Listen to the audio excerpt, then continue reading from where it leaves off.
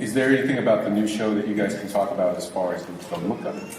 Absolutely. I mean, the idea was we made a conscious decision kind of not to ape the Battlestar look. Certainly the base is functional, but it's very high tech, it's very sleek as far as look, but there are also levels underneath levels, and so what you see at first may not be what it appears to be. There's more to it later.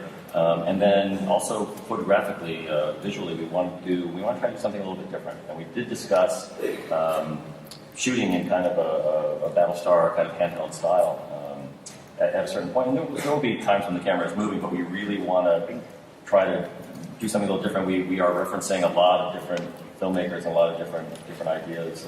But the term Kubrician has come up once or twice as just something to keep our eye on. Kubrician, I kind of like that.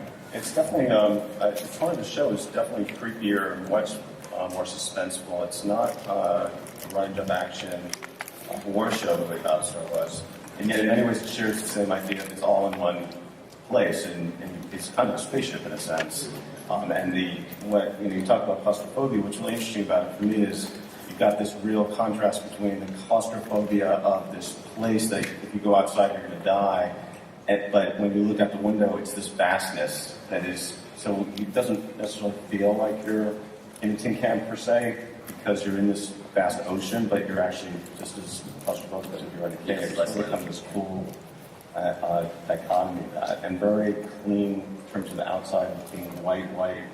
It's that it really was the promo that these guys, the marketing guys shot, which I think is really phenomenal. It was inspired by the aesthetic of what these guys are going for, which is really, it's a hard thing to achieve a real look for, because if you don't do it right, it looks fake. It's easy to put lots of textures on things and make it look real. To make things look clean and real, I think is really challenging. I think we have an amazing team in Montreal that are doing that. Wow.